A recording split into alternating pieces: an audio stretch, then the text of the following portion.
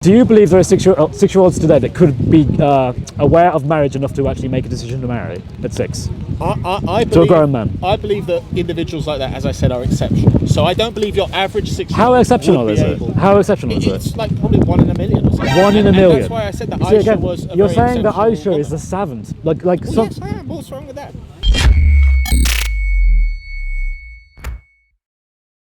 Let's have a debate. Happy New Year, Luca! Happy New Year, Luca. Yeah. I hope you had a Merry Christmas. Yeah. So I just want to say... Yeah, very Muslim Christmas. I just want to say, at the very least, regardless of what Lucas says, at the very least he is willing to appear on camera and to talk. Which, you have to be honest, shows balls.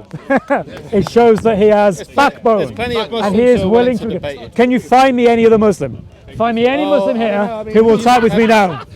I think you are the only one. I think you're unique in that, which is good. I commend you for it. So anyway, what would you like to talk about? I'll let you talk because I think it's important. There was a question that you were addressing that. In regards to what I was talking about. Hamza running away from the debate? No, I mean a question about Islam or about the Bible. I mean, you were debating something about the Book of Numbers. Oh, we can talk about that. Would you like to talk about that? Yeah, sure. You probably know more about it than I do. Fair, that's honest. Okay. So he was trying to bring up the usual argument. This is a typical Sammy argument. I've known Sammy for a while now. It's a very popular one. He would say that you cannot talk about Surah Al-Talaq, Ayah 4. Sorry, I should be looking at you, not the camera. And because that perhaps is disturbing for some Muslims, he says it doesn't matter because in Numbers 31, verse 18, we have a very similar thing, which is that it says that you keep the little ones for yourself. Right. And he's saying, although it's not explicit, it is implicit that this is a form of sex slavery. Okay, you're saying it's not. I'm saying it's not. Okay. And I will make 2 arguments as to why. First of all, the context of what Numbers 31 is about. Where do we find the context? We find it in Numbers 25. And Numbers 25, it says that because of a plague that had been introduced into Israel from the Midianites, 24,000 people had died. Okay. And it was through the Midianite women, no worries. The Midianite women who were having sex and yoking the Israelites to have sex with them and to worship pagan gods. Now, some scholars would actually go, well, this plague might have actually been a sexually transmitted disease because that would make sense given the sexual behavior of the Midianites and what they were engaging with in worship of Baal. Okay.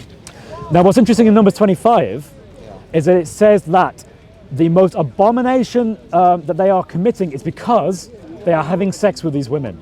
That's the issue. Is the Israelites having sex? Yes, the Israelites are having sex with these women. That is the issue. Yeah. And so in Numbers 31, the judgment of the Lord comes upon them, and the Lord gives a commandment to wipe the Midianites out.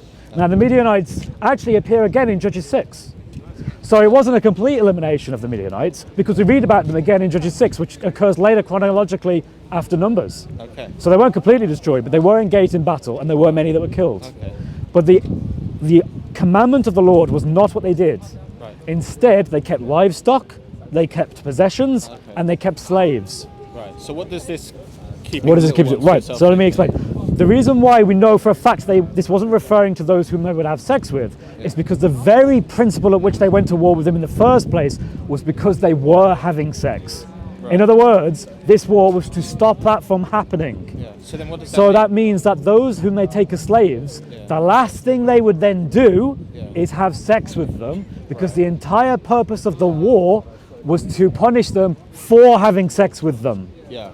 You wouldn't fight someone because they've given a plague due to sexual transmitted diseases and then choose to have sex with those whom are left. It's interesting you say that. Because that would be defeating the very point of what you were commanded to do. Yeah. Don't you think you could, if you're going to read into it like that? Well, that's not reading into it. That's what it says. Okay. The sexually transmitted thing is a modern interpretation of a plague, but yes. But I mean, maybe little ones would mean women who haven't yet had sex because they're too young. Yes. Therefore, they wouldn't. If your theory of a sexually transmitted disease, they wouldn't therefore have any sexually transmitted disease. Well, I have no confidence that these people would have had a understanding that wouldn't permit them to do that.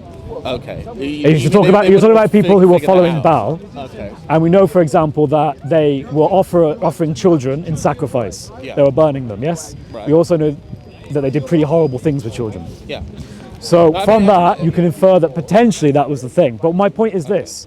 There was no intent on having sex. Also, that's argument 1. Argument 2 is that Deuteronomy 21 verse 10 explicitly says that if you were to take a female captive to have sex with them, you have to first marry them.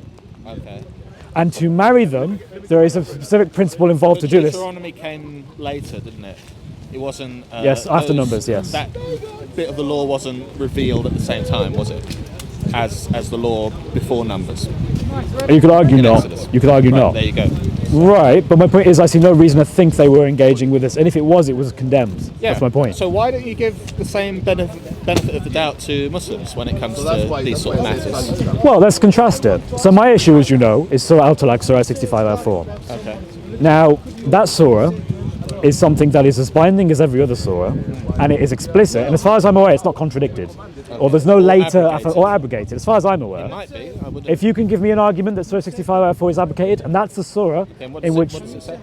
it says that there is an iddah, a waiting period, for those of whom have not yet reached puberty. Yeah.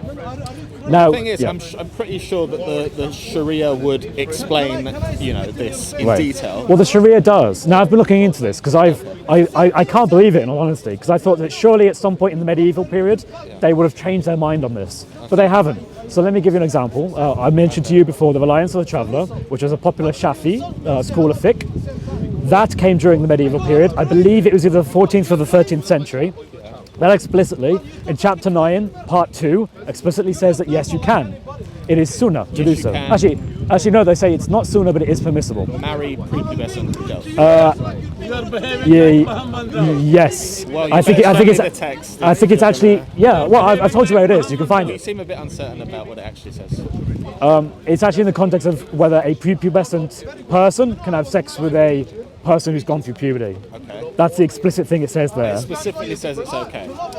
It says it is not innovation, but it is also not sunnah. It is permissible. Okay, so it says it's not sunnah. Yeah. So that to me would be saying The reason it's not sunnah is because Muhammad. Muhammad didn't Actually, do no. it. Exactly, there Sorry, you no, go. he did.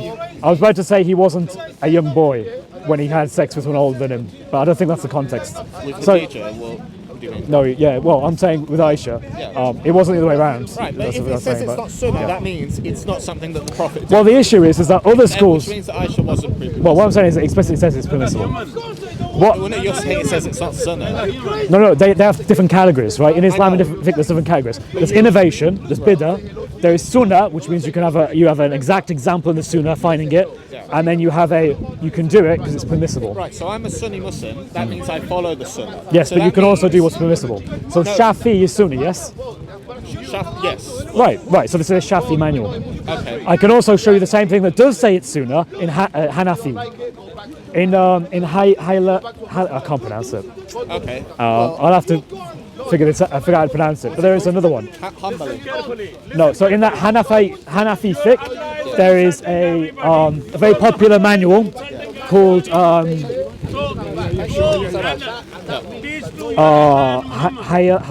can't remember the name. Sorry, mate. I'll have to check it up on my phone. Okay. Yeah. It's a very popular one. It's considered to be one of the best ones. Oh, is it? Yeah, I think I've heard of it. Is it called the Ornaments or something like that? But do you want to say that out? Yeah, otherwise. Is There it we the, go, the nice. Heavenly Ornaments? Is it that one? It's called a guidance and a light. It's Al something, a guidance. That I'll put a link to it, and you can have a look in there. Thanks. Yeah. On my channel, I've quoted from it, Okay. so you can see, Alright, I'll you have can a find look. it there. Is it Chris? Chris' Speaker's Corner, yeah. But I mean, realistically, I don't see any good argument to think that this isn't permissible in Islam. Yeah. If all of the, well, I say actually, no, I'm going to say that because I haven't done my homework fully yet. I know Hanafi and I know Shafi schools say it's permissible at least. Okay. So what I'll say about that is in Sharia, when it Yeah. says that something is permissible, for example, I believe there's a hadith or a Quran ayah where Allah said, of the things that He's made permissible, divorce is the most hated. So Yeah, that means yeah. that ideally Muslims shouldn't divorce their wives, but however, You can, yeah. right. Yeah. So likewise, with what you're talking about, it's not something A that's encouraged, B something that the Prophet did. It's Whoa, something wait, that is, you're using loaded language there because when you say it's not encouraged, Yeah. how do you mean by that? because it's not sunnah, so that means wait, it's not according to something- one, well, it's not something I found one that said it the was. Prophet did. Right, so there's To be honest with you, I don't know why Shafi says it. Well, the uncertainty is only about whether or not it's sunnah, not whether or not it's permissible. And everyone I've seen says it's permissible. Well, apart from that one manual that you said. No, that says it's okay. permissible. Okay. It says it wasn't sooner, because they're different categories. Okay. Well, obviously we're talking about things here which, I would prefer to stick to, the Quran and the example of the Prophet Muhammad. Sure, all right, those two things. The most reliable, reliable sources. Absolutely fine, but you understand that fiqh comes from those things. I do, yes. And the scholars are quoting those things, and those scholars know the Quran 1,000 times better than me, Right. 1,000 times better than you. Yeah, but you know that the four madhabs are in disagreement about these things, like you said. Well, most madhabs actually are fairly uniform. They disagree about certain things. Mentioned. Yeah, but what I'm saying is it's not as if one's saying, yes, you can, and the other one says, no, you can't. It's not that kind of disagreement. Yeah. So we can establish that in fiqh, generally, Shafi and Hanafi, there is at least understanding that you can do this, and that to me I find reprehensible. And I think you do. Well, the fact is, when I read the Bible, I mean, I don't know would you consider yourself a Bible-only Christian, or do you take what the Church says as authority as well? Well, the Catholic Church says, or? I'm still looking into my opinion on this. Okay. I would say that Scripture is of an immense importance and something that I follow. Okay. I also think the traditions themselves are important. Right. And they can cast light on how the early church saw the Scripture. Right. So what I would say to that is, since the Bible does not explicitly, like with the Quran, does not specifically condemn, having sex with prepubescent girls, you would agree that, according to that logic, if you were a Bible-only Christian, you could say that it was permissible too. No, because you're comparing two different things. One is an explicit statement saying you can have sex with prepubescent children, well, divorce them, which implies sex. And the other one is simply an argument from silence, saying there's no explicit verse in the Bible that says, by the way, guys, don't have sex with prepubescent kids. But the thing is, though, is that there is Bible verses that give us an understanding that you are required to go through puberty. For example, it's gone through my head now. Are you okay talking over this? I don't mind, but... Oh, sorry, I'm all right. I'm trying to get you in this. Yeah, I don't want you to get wet. I'm getting a bit wet, yeah. Sorry, man. It's all right. Anyway. I believe it's Judges 16, verse 6. If you can check that for me. No, it might be Ezekiel. Oh, I can't remember. I'm gonna have to check. Okay, but basically, it gives an analogy of Israel as a woman coming into womanhood, and it explains that God passed over Israel when she was a child and saw her as a child, and then God came away and then came back again later, passing over Israel, and now Israel had become a woman, and it gives the example that she had developed breasts, that she had developed pubic hair, and that's a sign of her womanhood. So I can use analogies like that to give a fair indication that probably is what a woman is. Okay, I don't recall the Bible talking about pubic hair anyway. But it does. I'm pretty sure it does. We'll check that one out. Okay. It's either Ezekiel or Judges 16, chapter 16, verse 6. This sort of stuff is usually saved in my head. It really annoys me when I'm... I mean, well, I'm pretty sure I would have... what was the verse, sorry? 60, verse 6. Of which? Which it says... I think it might be Judges. If someone can... Yeah, we'll put it on the screen for you, mate. Yeah, we'll make sure it's there. We're not trying to trick you or anything. Right. Like, I believe you. But I mean, the thing is, that's like an allegorical. Sure, it's allegorical, and it's not explicit. I'm totally fine. It's not an explicit saying you have to do this. I completely agree. Right, so but my point is, there is a world you apart. agree that the Bible does not explicit. Wait. Condemn. It does condemn the abuse of children explicitly. We find that in our Lord. Yes, our Lord explicitly condemned child abuse. And so does Islam.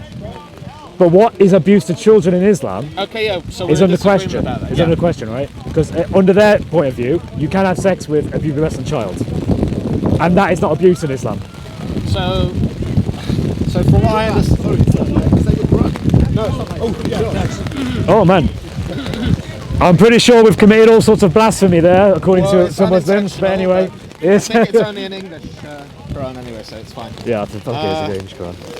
Yeah. Anyway, so what was I going to say? Right. So, I mean,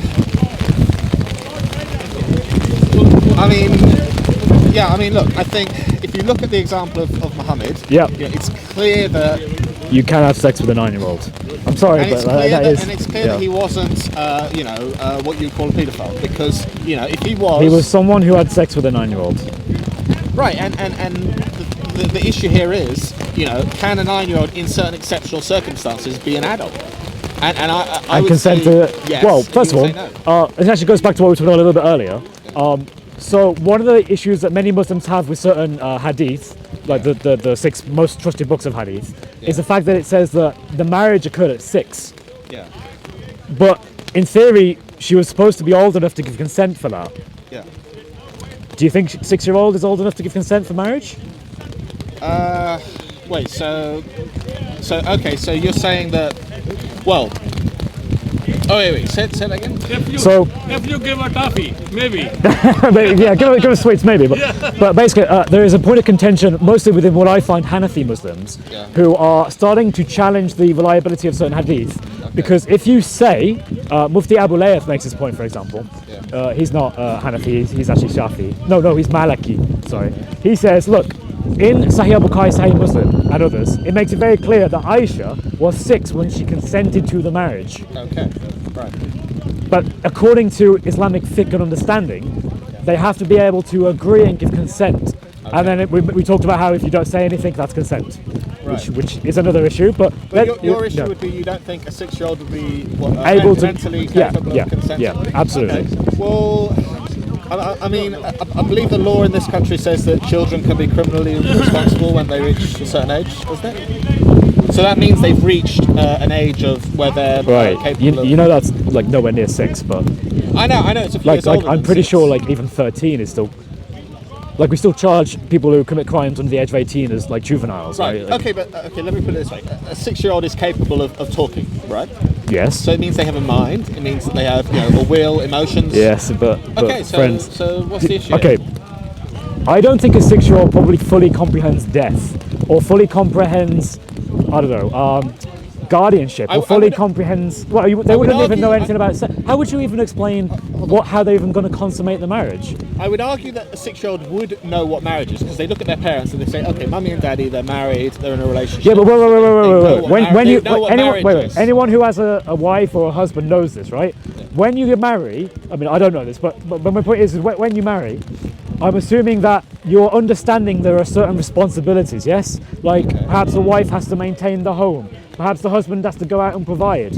I don't even know if a 6-year-old would even understand what work and production is. Of course they would. They would know that their they know that their dad goes out for a while and comes back. They wouldn't know the house. They would know. Of course, no. They would know. Well, they know how to clean the house. A 6-year-old. This is ridiculous. You think a 6-year-old understands just as well as, say, Khadija? You think that she understands just as well as Khadija how to clean? How to what? Like vacuum a car? A 6-year-old would know how to vacuum just as well as Khadija would.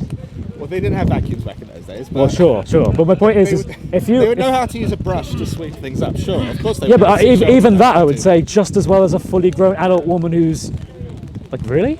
Yeah, well, of course you're right. I don't Yeah, but my point is like, do you really believe a 6-year-old is just as able, like actually physically, to comprehend these things intellectually, as say, for example, even a 13-year-old?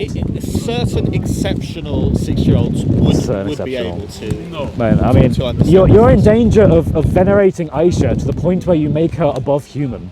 Well, no, all I'm saying I mean, you're basically saying she's a savant. All I'm saying is that at 9, she Right. was capable of consummating the marriage with Muhammad. That's all I'm saying. Well, and you're also saying that at 6, she fully comprehended what that would mean. She fully comprehended that marriage is a lifelong decision. I mean, she fully comprehended that she would have responsibilities as a wife at the age of 6. Do you know that the word nikah Yes. actually means sexual intercourse? Yes, you can see that way. Right, yeah, there you go. Yeah. So when you say, oh, she was married to him at 6, they hadn't had sexual Yeah, it's intercourse. betrothal. But my point is, in order to do that, So, in order to do that, she would have had to have given consent. Right, and I'm And this is arguing a that difficulty because many Muslims realise that suggesting that a 6-year-old gives consent is a bit of a stretch. So she gave consent to being married. betrothed, right. and to accept that would be marriage, yeah, when it gets considered the age of 9. Yeah, and then Right. at 9, Right. like you said, I would seriously doubt 6-year-olds would fully comprehend that. I mean, I don't even know. I mean, to be honest with you, I don't even know if I can give a more convincing argument to that than how many 6-year-olds do you know that you honestly believe fully comprehend the responsibilities and the they just look at difficulties their and the parents. issues. They just look at their parents' example. It's as simple as that. Do you believe there are 6-year-olds today that could be aware of marriage enough to actually make a decision to marry at 6? I To a grown man. I believe that individuals like that, as I said, are exceptional. So I don't believe your average 6-year-old. How exceptional would is be it? able- How exceptional is it? It's like probably 1 in a million or something. 1 in a And million. that's why I said that See, Aisha again, was a you're very saying that exceptional Aisha is woman. the savant. Like Well, some. yes, I am. What's wrong with that? Is it not just a savant?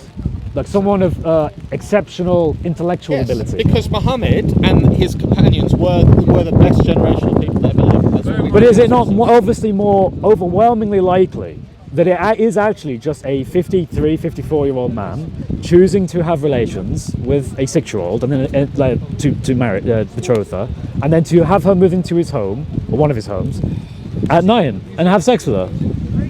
Instead of couching it in such derogatory language. That's not, wait, nothing about that was derogatory. But what about, what did I say that was derogatory there? So you talked about like a 50-year-old. Is that correct? That's correct. I believe he was of that.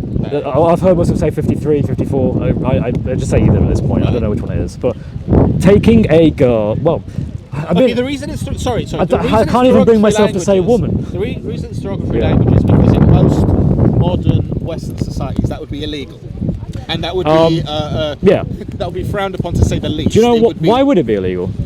Because what we have in most countries is man-made law rather than God-given law. I'm pretty sure there's a lot of Islamic countries.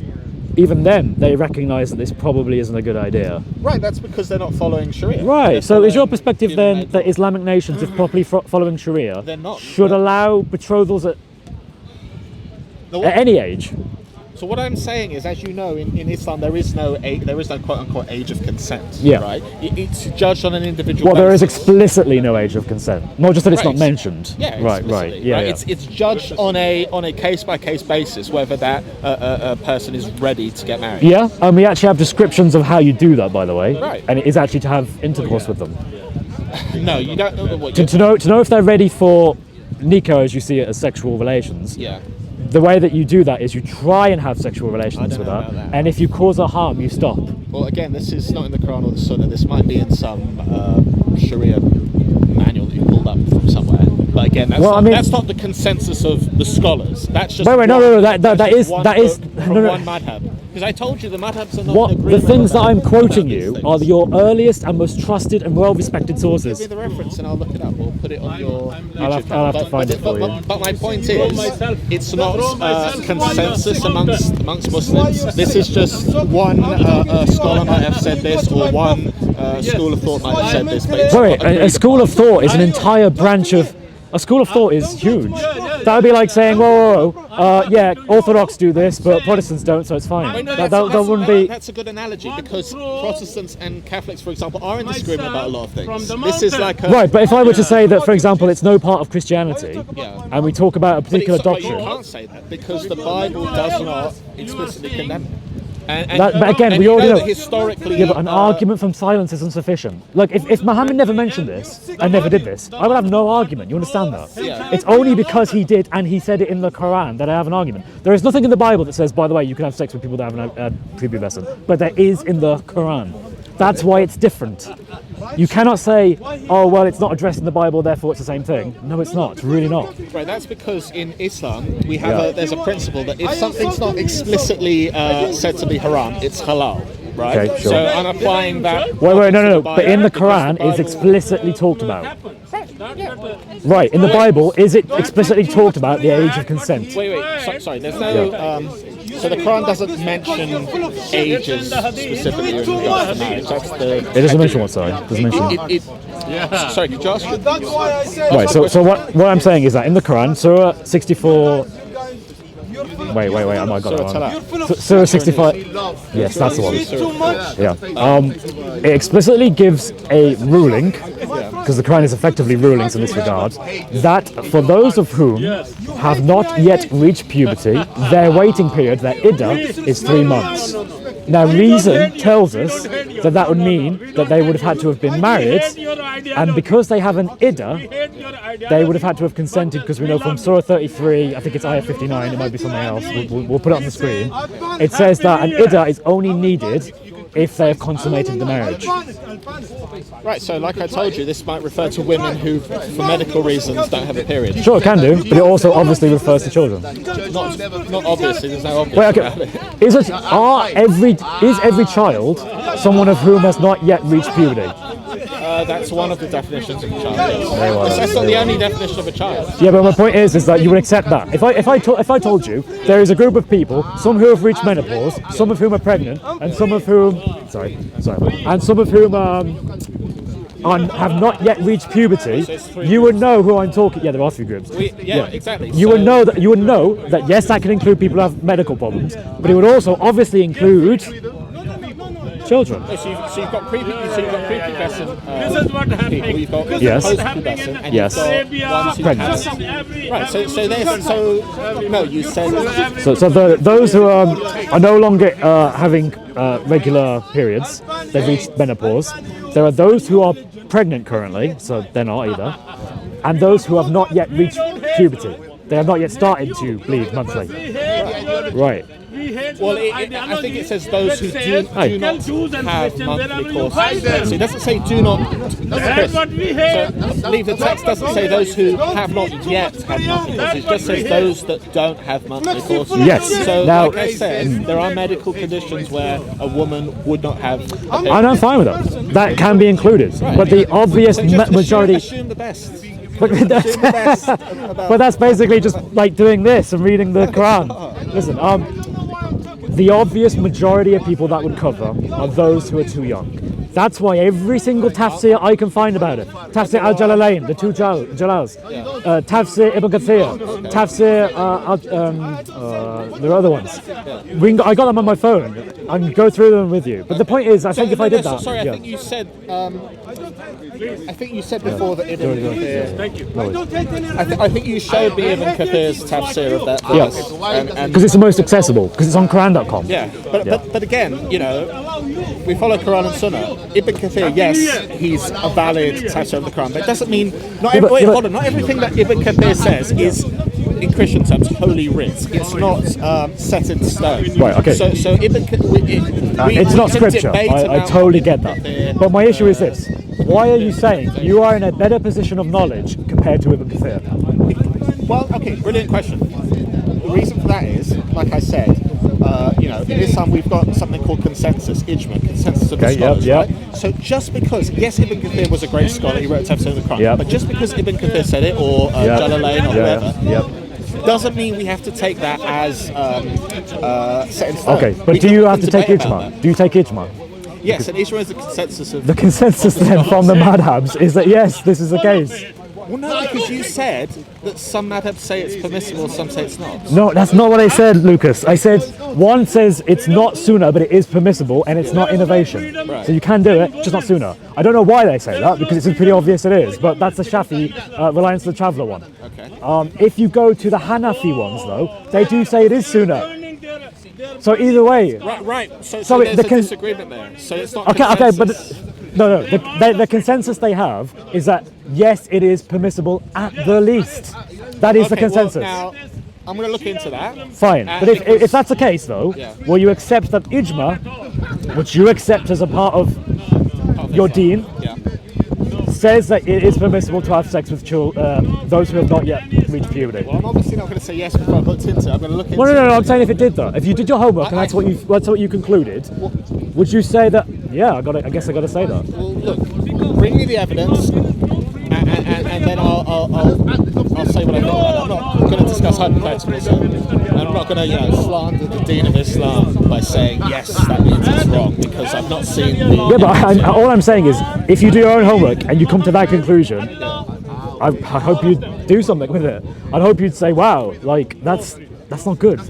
That's not good, you know. Look, like I said, Islam does not condone the abuse of children, you know. But it depends what that is, because again, they're saying it's something different. Yeah. They're saying no, you actually can have sex with children, just as long as you don't hurt them. That's their understanding of a loving relationship with your wife. Right. Are you talking about Reliance of the Traveller? As a Shafi manual, yes. Right, where it talks about the vagina being split open, that sort of stuff. Is that what you're referring to? It may have that in it. I'm not. Right. So I mean, I mean, what are you referring to specifically? That's what I want to. So it's N9.2 in the Shafi manual, which I'll try and find for you. Take your time. I mean, we'll put it on the screen. We'll give references to it. I'm not gonna trick you out of anything. He didn't say Quran said. Doo-doo-doo. Quran said.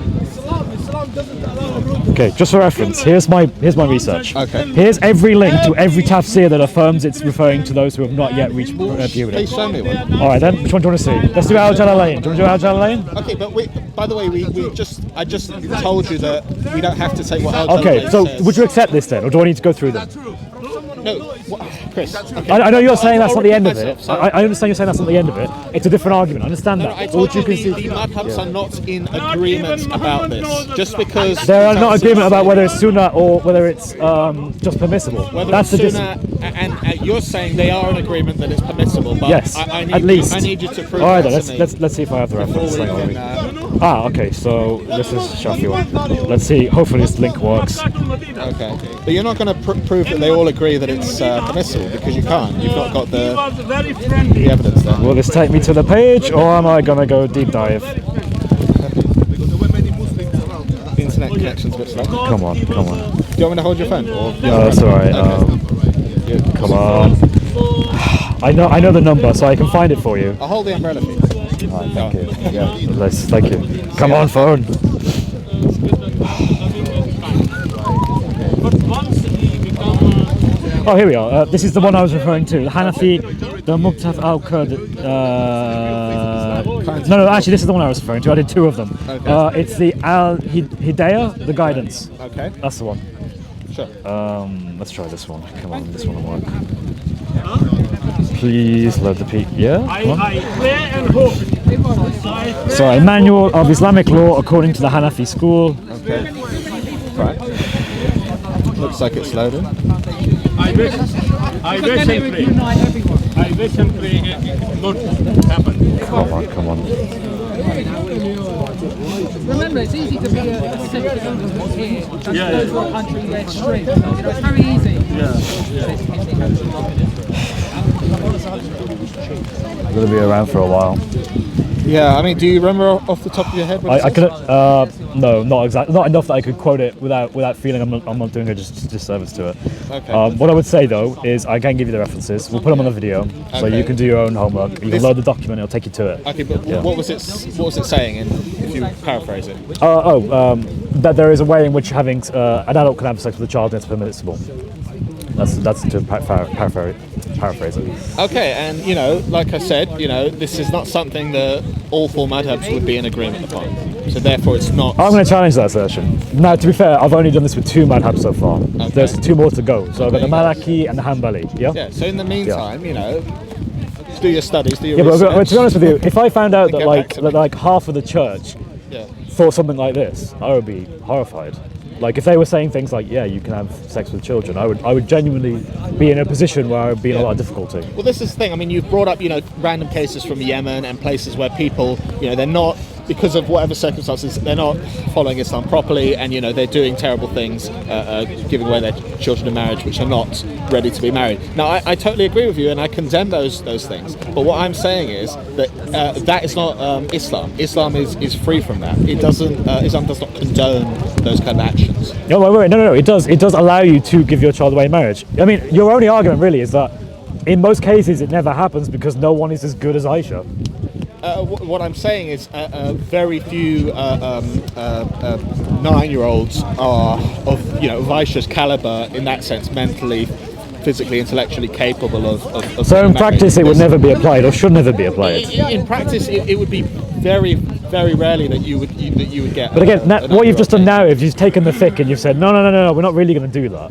That might be the best example. It might be the Sunnah. It might be what Muhammad did, and it might be in the Quran. But we're not realistically going to do that. Okay, so the reason for that is, Chris, as you know, just because as Muslims, yes, some things are Sunnah, but it doesn't mean we can do everything that Muhammad did. So, as you know, Muhammad had more than 4 wives. Right. Ordinary Muslims can't have. Yeah, and it's very clear in the Quran that there is a specific case where, like, he's not included in the 4, right? He can have as many as he wants, right? Right. So just because Muhammad did something, doesn't mean all Muslims have to marry now. No. You're not told to do it. You're told you can do it. It's permissible.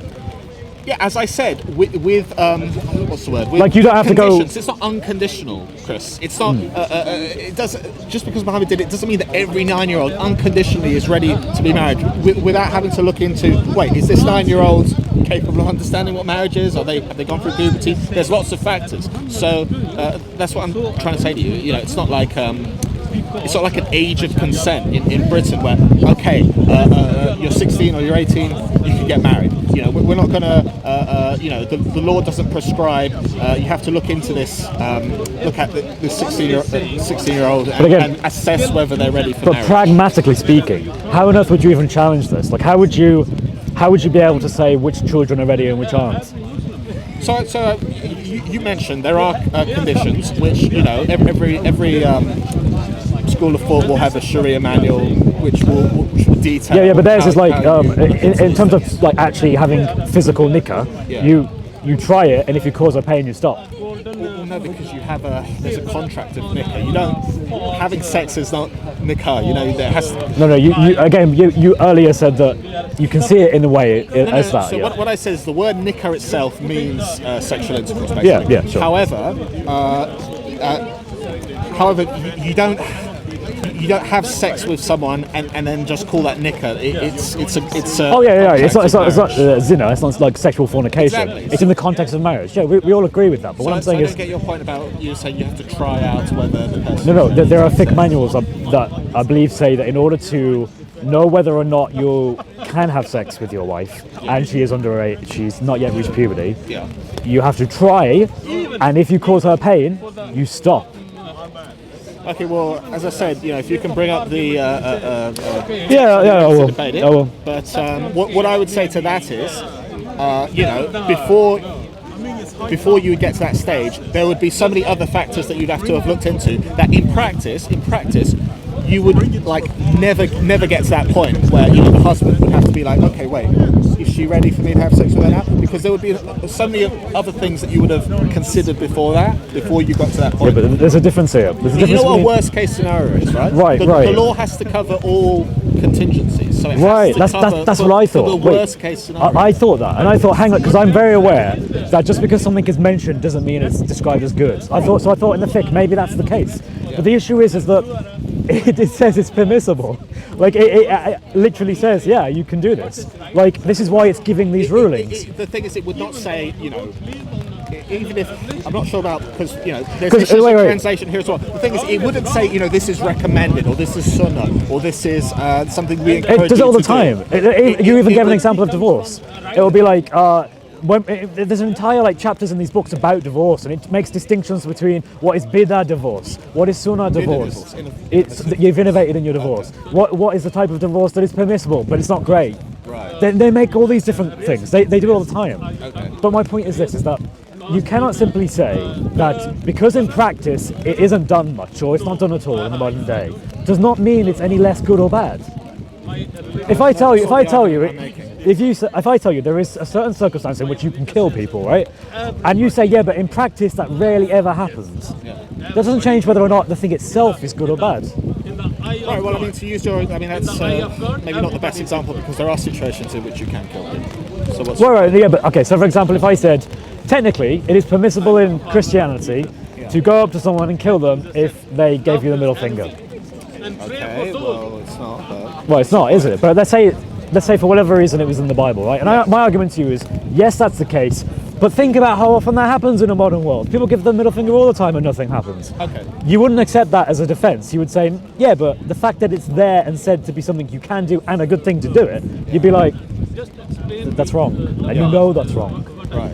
Okay. Yeah, I mean, this is the thing. I mean, if you look at the laws in the Bible, you know, okay, let's make a distinction, say, between secular law and divine law. So, you know, we've agreed that nowhere in the Bible, in divine law, if you want to call it that, does it ever explicitly condemn, you know, having sex with prepubescent in the Bible. children. Right, in the Bible. Right. Now, granted, perhaps church law and canon law and secular law later on might have refined that. But my point is, the actual text itself doesn't condemn it. Right, but again, an argument from silence isn't going to work well. In the same way, again, if the Quran didn't say anything, I wouldn't have an issue. The problem is that it says something. You won't find anywhere in the Bible that says, like I said, by the way, you can have sex with someone who hasn't reached puberty. If you show me out in the Bible, then me and you would have a totally different conversation. Yeah. And I would probably be very shaken by that. But there isn't anything in the Bible that says, yes, by the way, explicitly, you can have sex with a prepubescent child. In fact, there are implications that say you can't. Yeah. I mean, like even a historical argument. You can make historical arguments that Jews weren't having sex with children like that. Yeah. Okay, so I'll. Do you mind if I sort of use my? Seems to be. Yeah, I know it. Right. So. Sorry about that. Right. So I mean, what I can. You're right, that. Yeah.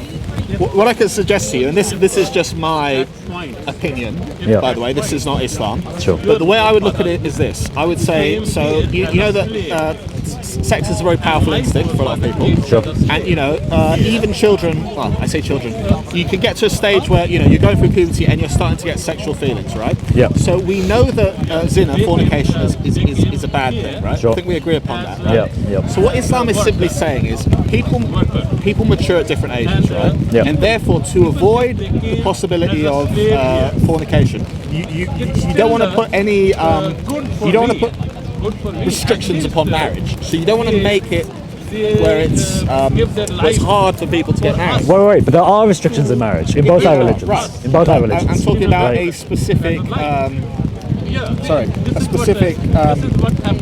age restriction. Okay. Right? So instead, like I said, you know, Islam judges. That's why Islam doesn't take puberty specifically as a condition of marriage, right? Neither Right. does it take age as a condition of marriage. Neither does it take, it assesses all of those things Well, holistically before coming to a conclusion about whether something is ready. there are problems. So Do elsewhere, you see how that's superior to, say, secular law, where you're setting an arbitrary age? Don't you see how that's superior? Because you're assessing each case on a case-by-case basis. well, that's not going to work well for you because secular law does exactly the same thing. Well, no, it doesn't. It sets, Wait, no. What I mean a is, specific age. but it also changes depending on context and culture. So you could say, well, it's not individual. I'll grant you that it's not individual, but it still is adaptable. Secular law is. Yeah, I'm not arguing for the superiority Well, of secular not in a law, given place. but I'm arguing that your argument, I think, is a little weaker there because secular law does adapt and change. I guess what you're saying is it should be left to the individual. In which case, I would say the problem with it is, as long as it's understood that there are certain objective barriers that are non-transgressed. Now, in Christianity, we can do that because we believe that the objective barriers, objective values, I guess I should say, or duties, are things of which are written on our hearts that we understand, and sometimes they're revealed to us directly in Scripture. But there are other things that aren't. So, for example, I would say you have to have sex with someone who has at least achieved puberty. Now, I can't find that in Scripture that would explicitly say that, but I can give you allegories that are very suggestive of it. But I also think it's an objective standard written on heart. Oh, thank you. Like I owe you one at some point. He always buys me the tea. And I would take the exact same approach with Islam, but we're in different positions because Islam actually says, wait a minute, you actually can have sex with those who have not yet reached puberty, because you give them an iddah, because this is being revealed in the Quran for a specific group. Now, I've gone through that 1,000 times. I know the tafsir we know all these things, and I can give you references and we will do. I wonder though, because eventually I think you won't have an argument for this. I mean, if what I'm saying is true, would you change your mind? Okay, so what I would say to this is the reason why Islam doesn't explicitly stipulate going through puberty as a condition of marriage is because, like I said, it's one of, Wait. of many factors. But that's not the issue. You're describing my faith in a sense. You're describing the fact that mine doesn't say explicitly an age or anything like that. But in Islam, it explicitly says that you can without puberty. In other words, you can do an 8-year-old that hasn't had puberty. You can marry that. No, but there are so many other conditions around that. Where are the conditions? In practice, But you from would not, or you should not. If it does happen, then it's wrong. But you should not get a condition where where a girl who is. So I'm going to tie myself up and not sit. Mentally, where a girl who's not gone through puberty. What I'm saying is, okay, so I'm confused myself. It's alright. I don't know, man. Like, I don't see any way that I could rationalize this or get out of this. Like for me, like I couldn't. it's not a case of subjective cultural opinion. Yeah. The reason why is because I am convinced through my own faith and through my own observation of the world that there is an objective standard not to have sex as a man, a fully grown man, with someone who has not yet developed the capacity for sexual relations. Yeah, right. And you know, to use the example of Aisha is that we've established you can't use that as an example of that. So you know, What do you mean by that? Sorry, I can't use it as an example of. Yeah, because we've okay. So I mean, you were talking. Sorry, I know Ridiculous, it's isn't it? ridiculous. So yeah. But basically, what I'm trying to say is, you know, look. Good to see you, man. Hey, good to see you. Look, abuse of children, unfortunately, happens everywhere. In Yeah, it's Islamic horrible. countries, Yeah. in Western countries, happens everywhere, right? We want to avoid the abuse of children, right? So, would not, you know, the thing is, look, I believe in this country, I might be wrong about this, but I believe they recently actually raised the age of marriage. It used to be 16 was the minimum age of marriage. They've actually raised it to 18. I believe so. Is that- You know, there was actually a discrepancy between homosexual stuff as well. Yeah. In order to have homosexual sex, the minimum age was 18. Right. I believe they reduced it. They reduced it, yeah. Right. So what we actually now have in this country, I know this might be a separate point, but I'm just trying to illustrate something. So we actually have a situation now where you can actually legally have sex, fornication, at 16, but you have to wait until 18 to be married. So that's how perverse the law has got. in Oh, this don't country. get me wrong. One thing we will always agree on is the issues of postmodern law. Like we totally agree that these things are horrible. Like you know, I mean, I'm firmly of the opinion these things should be raised, not lowered. Largely because people today in this culture simply don't understand the responsibilities of marriage or what it means to have sexual relations. The issue again, though, is the world doesn't have a solution for this. Instead, it's found wanting and explicitly difficult to reconcile with objective reasoning in terms of how we look at the moral world, right? Yeah. And the thing is you've been a Muslim and you've been a non-Muslim and you were a Christian at one point. Yeah, I was. I think there is a Lucas somewhere Yeah. that knows that isn't on, and I think there's some part of you there because otherwise I'd have to believe that I don't know. Otherwise I'd have to believe that when you weren't a Muslim, you were fine with that, and I don't think you would have been. Okay, well, let me sexually transmitted diseases Yeah. and We had whatnot. the highest in Europe at one point for teenage pregnancy. Right, okay. So why don't we look at issues like that, which are contemporary, which are present Sure. here today, and ask, okay, which has a Yeah. better solution to this? Modern secularism, Christianity, or Islam, right? And what I propose is that Islam has the best solution to these problems. Because look, you're not seeing in modern day Britain, are you? Marriages where, you know, Muslim marriages where these sort of abuses are going on that you're talking about, right? These are isolated cases. They're not because of Islam. They're in spite of Islam. Which is what I'm trying to say. Because look, you've had, you've had terrible cases of paedophilia in this country. You know, Jimmy Savile. You know, Yeah. this. You know. And many other cases, you know, which had nothing to do with Muslims. So, you know, to conflate Islam with, paedophilia, there is no. What I'm trying to say is there's no causal link there. Well, I'm actually not needing to make one. What I'm actually doing is I'm making an argument that in Islam inherently there is a moral value that says it is at very minimum permissible to have sex with those who are not yet reached the age of puberty. I can base that on evidence totally from the Deen. Don't even need to go out of it. I can do it fully within the Deen. And at every level, the Quran, the Sunnah, the life of the Prophet, and tafsir, and I can do it at every level. Once I've done that, the only thing that's left for me to do is to make a value judgment objectively about whether I think that's good or bad. And you are also in that position. You are called basically to look at that, to look at the evidence and to say, is that good or not?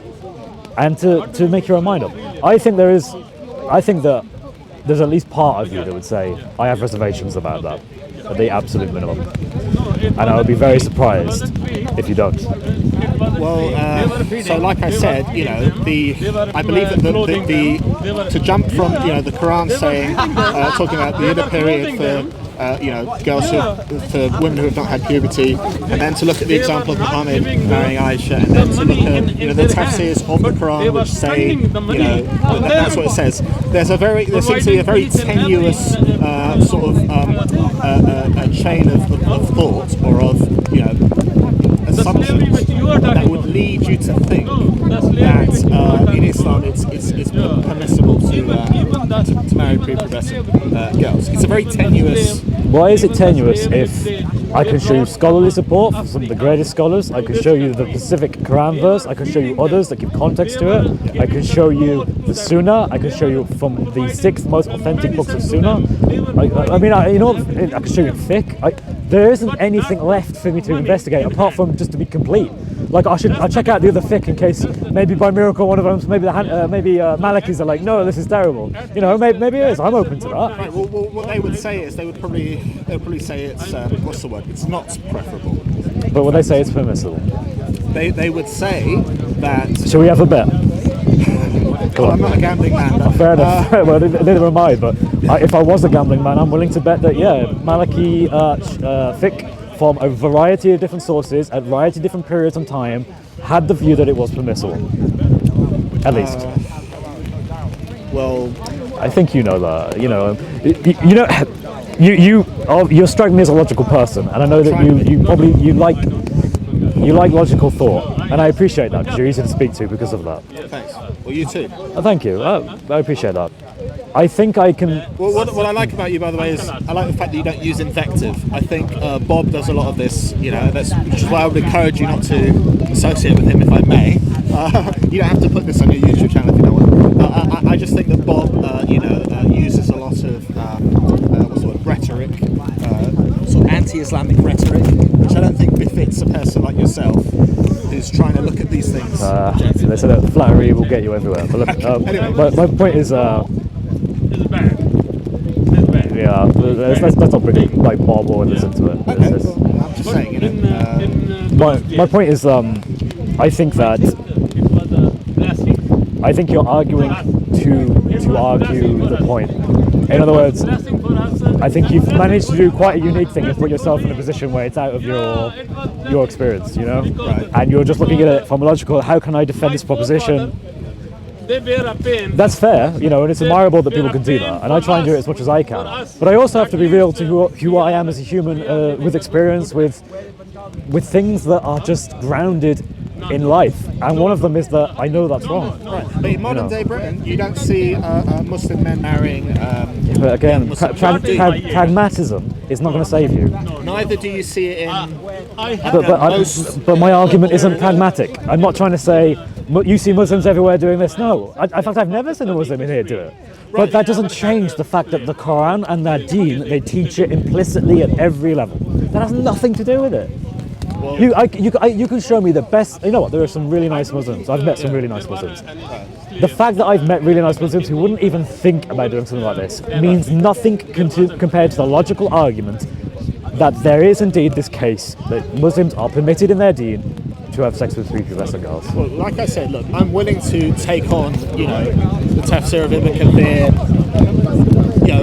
a lot of tafsir. I'll show you all the because I know, as a Muslim who follows the Quran and Sunnah, I know that if you look at the pure text of the Quran and the example of the Prophet Muhammad, and if it's not even about giving the Prophet Muhammad the benefit of the doubt. It's about looking what the actual texts of the Hadith say about but my friend, the marriage to Aisha. If it was about anybody else, if it was about anybody else, if it was about me, if you read Hadith that were saying things about me that I did these things, an average Joe, would you honestly start saying the things you're saying? Would you honestly go into a kind of, well, hang on a sec, let's think about this. Perhaps the 9-year-old was incredibly mature for her age, both bodily and mentally, and at the age of 6 when she understood marriage well enough that she could give her informed consent.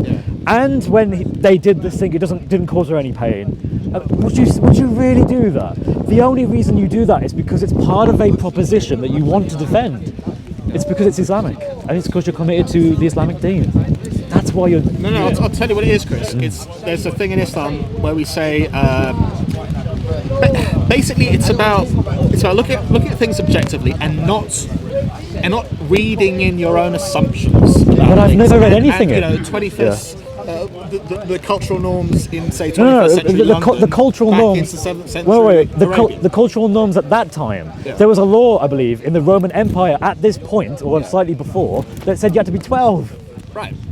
So even at you're that encouraging time, pushing up to 18 or beyond. So that's my own opinion. Do you see where your line of thinking? Look, I've heard people say that 25 should be, the minimum age for consent to marriage. I could agree with that. Theoretically, you could push it up to however high you want to. Sure. My point is, Islam recognises that these are merely, opinions of men. This is the consensus of human beings. The specific legal age, yes, but the age of which is morally good, it actually makes an argument that puberty is not required for that. Why? Because the Sunnah. Muhammad did it, and Muhammad is the greatest of examples in Surah 33, ayah 21. But the Sunnah doesn't say that Aisha hadn't gone through puberty. That's my point. My point is my argument is there are hadith that do say that she was playing with dolls, and the argument is that that's not permissible for someone of Then you can actually look at tafsir on that, and they say it's not permissible for adults to play with toys. Yeah, with icons on them. The issue is icons. Right. You can find Islam Q&A where people ask this. Those laws came later because the thing is, when it comes to dolls, for example, and images in general, I believe the scholarly opinion... I believe this would have came from Muhammad. Muhammad would have said it's impermissible to play with things with icons in them. Yeah, but there's something about whether the images have eyes painted on or not. So it's to do with all icons. I believe that Muhammad said you should remove icons and things like that out of your house, and things that have I think it is faces or something. Yeah, but it comes down to whether they have eyes painted on them or not. I know this might seem like an arbitrary point, but the thing is, look, you can't conflate playing with dolls to whether a girl has come from puberty. That's ridiculous, and I'm sure you recognise that. But wait, it's a cumulative argument, because the other point, which I think is actually a much stronger argument, is the fact that overwhelmingly most 9-year-olds have not either started puberty or completed it. They definitely would have completed puberty. So that's why I told you Aisha is an exceptional, peace be upon her. May Allah be pleased with her, sorry. That's why I say her and Muhammad, peace be upon him, they're exceptional. This is not, just because it's... But probabilistically, that's incredibly unlikely. You're now basically putting yourself in the realm of... You're so to speak, you're winging it. Okay, you're winging a prayer. Hopefully, Aisha was just incredibly unique. But in overwhelming likelihood, I don't think she would have been willing, for the sake of intellectual honesty, to at least consider that. Oh, I've considered it, but again, it goes against my common sense. It goes against probabilistic. Just because you've never seen a 9-year-old who was married. Yeah, but my point is you wouldn't see that. You wouldn't. I went through the options, right? I chat with Muslims. In London. Yeah, I understand. I understand that, but I have gone through the options, because when I first came here, I talked to Muslims very quietly and sincerely. I asked them what are the best reasons to think she was exceptional, and I heard many arguments. And one of them were things like the culture or the environment at the time was in such that it would put more pressure on you, and you could argue kind of like an evolutionary case, and therefore she would have been more mature. That's just someone's opinion. It is ultimately. And I looked at that. That's fair enough, and I had different problems with that, like that thing. But you haven't used it, that's fine. But another thing is, I thought, well, maybe diet. Maybe there's something special about the diet there or something. And I looked into what diets would have been like there, and then I thought, hang on a second.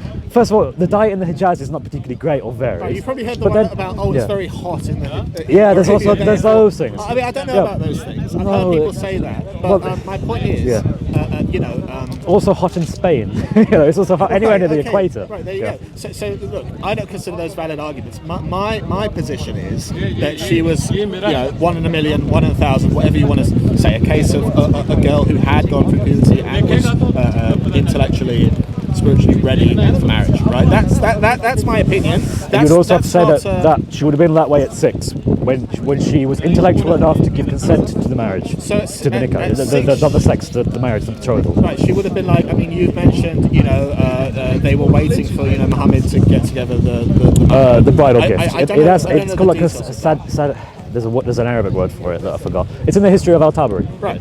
So I mean, that's a separate issue. But I would say, the principal reason why the marriage didn't take place, the consummation of the marriage didn't take place at 6 was because she was most likely not ready. Okay. My thing is this: if we have explicit writings from people who were closer to the time than we are, who said the reason was this, and then we have what we are reasoning about what could have been the case, I would say the first is stronger. Right. So you said Right. that the hadith say, which I've not had a chance to look It's not at. hadith. It's History of Al-Tabari. Al-Tabari wrote his own history, and Al-Tabari, I believe, was 10th century. Oh no, 9th to 10th century. Okay. So you're talking about like 200 years after the case, but Yeah. it's still the earliest. Well, one of the earliest we can get. Right. Which says that Muhammad didn't have the bridal gifts. Yeah. He's telling narrations, which I guess kind of are hadith for this. Narrations of Aisha, who's saying, "We moved to this place, and he had not yet consummated the marriage. My father asked him why he had not done it, and Muhammad responded with, he hasn't got the bridal gift. Abu Bakr gave him the bridal gift. He then gave it to Aisha. They consummated the marriage." She actually says where it was, like the building. Yeah. Yeah. And I mean, I believe there's even a hadith that say that Abu Bakr was actually reluctant to give Aisha in marriage, aren't there? Well, yeah, there is one, yeah. And I don't know the I think reason. it's one. It might be more than one. But Why? They don't say all of it. Well, you are my brother, but you are my brother is what he responds with. But they weren't blood brothers. No, He said they weren't brothers. They mean brothers in the religion. Yeah, and they probably were of the Which same. is actually kind of how They Muhammad weren't related, responds. but- Sorry? Were they? They They weren't most likely related. would have been. Really? At least, I mean, when I say related, I mean I don't necessarily mean first cousins or whatever, but Yeah. related in they would have been of the same tribe or whatever. You know what the damage is biologically from first cousin marrying, sex? Like if you have, the damage of that, like scientifically. genetic. Yeah, genetically, yes. Do you know that we have it in this country because, as you know, we have a large proportion of our population come from not Palestine, from Pakistan. Yeah, and it's a well-known thing that there are lots of marriages that are through cousins. Right. And it's actually not that bad if you do it once, Yeah. like if it just happens once. But if you have a history and tradition of it, and it continues going on through a line, Yeah. it brings serious health issues. Right, so I believe that, again, this is a cultural thing. I believe there is a hadith from the Prophet where he specifically encouraged people to marry outside of their family. So Sure. again, this is going back to permissibility. But it so is yes, sooner though, cousin isn't it? marriage. Well, no, give Well, me I an mean, example. I have to check the fiqh, but I mean, from my understanding from hadith, hey, good to see you, man. Good to see you. From my understanding of the fiqh, sorry, of hadith, he did indeed marry his cousin. Zainab was his cousin, right? And of course, everything Muhammad does. Cheers. Yeah. Good point. Well, I ain't got my hood up. But anyway, is good. Surah 33, ayah 21. He is the best example. So this is the thing. I mean, going back to permissibility. So Yeah. Oh, He's back. Yeah. So cousin marriage is permissible, but it's not specifically encouraged. In fact, Muhammad specifically encouraged people to marry outside of That's their fine. tribe, That's fine. outside of I- their you family. need to understand. I don't need to go beyond my limits. just I a don't need. cultural thing. I mean- well, I agree that there is an element of that, but I think you could easily trace it back. Like in the Quran, it gives you a list of those who are prohibited to you. Yeah. They counted as your family, right? So you can't have sex with your mom, your dad, your sister, your niece, and all this stuff. And your first cousins are not among. Yeah, right. And also he himself engaged in it. Now, that doesn't mean that you are told you have to go out and do it. Doesn't mean that you should prioritize that. Does not mean that even there aren't necessarily bad things about it. But what it does mean is that the greatest moral example did it, and it is permissible explicitly in the Quran to do it if you wished. To marry a first cousin. Yeah. Okay. Well, I mean, I'm glad we've at least moved on from paedophilia. I mean, this is not. I try and be respectful and not use the P word. Like, you won't hear me probably say won't that. Publish it on your channel, will you? Because it What? With might get struck or something. I don't monetize my channel, so don't worry about it. It's fair fine. Yeah. Yeah. I'll try and include as much as everything we talked about. I don't think P word is a problem. Okay. I hope it's not a problem. But anyway, Because it's funny, I think even if your channel's not monetized, I think if certain words or phrases come up, they possibly. will. Possibly. I think they make it like not suitable for kids or something. Something like that. Yeah. There's various things. I know who Which to is a bit blame. ironic. But, Yeah. but anyway, sorry. So yeah, I mean, cousin marriage. I mean, I believe isn't it by the law in this country? I think cousin marriage is illegal, isn't it? Or I don't actually know. I assume it is, but I haven't looked into I it, know so I by don't know. church law made it illegal, but it was only in I don't know, one of the popes in in like, I don't know, it might be the 10th century, for example, made it illegal. But before that, it was permitted. I don't know about that. So again, you know, in the Bible, there's no. So like you would say, well, the Quran. Well, the thing is, the Quran. Hey, good to see you, man. How are you? 3 points from that last You got 3 points. our debate discussion. Nice. You want to talk about Trinity and the Quran? I enjoyed that one. You enjoyed it? Good. That one. You didn't like that one? That one I already taught you. Ah, I exposed but you that wanted to one. talk about Trinity. I I love to talk exposed about that one. Trinity. But that one, Can I yeah, just exposed finish it. up? I'd love to have a chat with you. Could I just finish up real quick? Should we end it here? Because we've been on for a while. Are you alright with that? Yeah. Do you want to do a wrap up? This Do you want to talk to guy, the camera? this guy, You he can if you lies want, with man. his title. When you say a wrap up, Just say like, I don't know, I think Chris is wrong because of X, Y, Z or whatever. You get your opinion. I don't play for the. Well, I'm not playing for the camera. It's just your chance to summarise. But if you don't want to, you don't have to. Okay, so I summarise and you summarise. Yeah, go on then. If you want to, just So to wrap up, I would say, you know, we've had a very long discussion. I think we've covered a lot of ground. But I think what I would say in conclusion is, I would say, if we look at, you know, the pure text of the Quran and the Sunnah, you know, without making recourse to what the Sharia manuals of the four madhabs say, or even what the Tafsir of Ibn Kathir and others would say, we have no reason to believe that, you know, Islam specifically,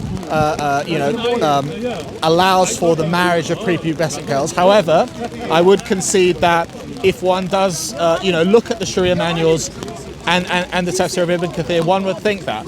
So, in reply to that, I would say, a Muslim doesn't have to follow any of the four madhabs specifically.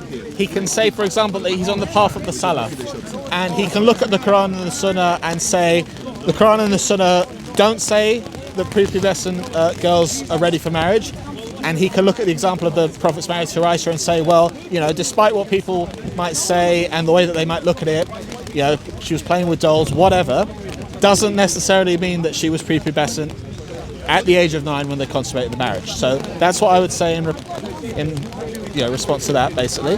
And I would, you know, just encourage you. You know, I think you've been a very fair debater here, and I think we've covered a lot of ground. I think, you know, you've been very fair, and I've tried to be fair to you. And I would just encourage you, you know, keep looking into Islam and don't allow yourself to be, you know, influenced even by Muslims who might be getting these sort of things wrong. And just try and be objective about it, as I'm sure you will be. So yeah. Well, thank you very much, Lucas. I appreciate that. I would just like to say thank you again, because you actually took the time to talk to me, which is, you know, not too easy at the park sometimes. And I really appreciate that, and I do actually believe you're being sincere. I just really hope that when you look at these things, when you look at the tafsir, the fiqh, that you understand that there is an ijma among fiqh that this is at the very least permissible. I don't think your arguments are convincing, because ultimately, if there is an iddah period in the Quran for those who have not yet reached puberty, then it is permissible to have sex with them. If Muhammad had sex with Aisha when she was 9, and most overwhelming, because you said about 1 in a million 9-year-olds would possibly have been ready for that, but the overwhelming majority wouldn't have, then I think, statistically speaking, Aisha wasn't ready for it. I think that's a reasonable thing to derive from the data. But either way, thank you very much, and God bless, and hopefully I'll see you at some point. God bless. Here's your umbrella. All right, thank you.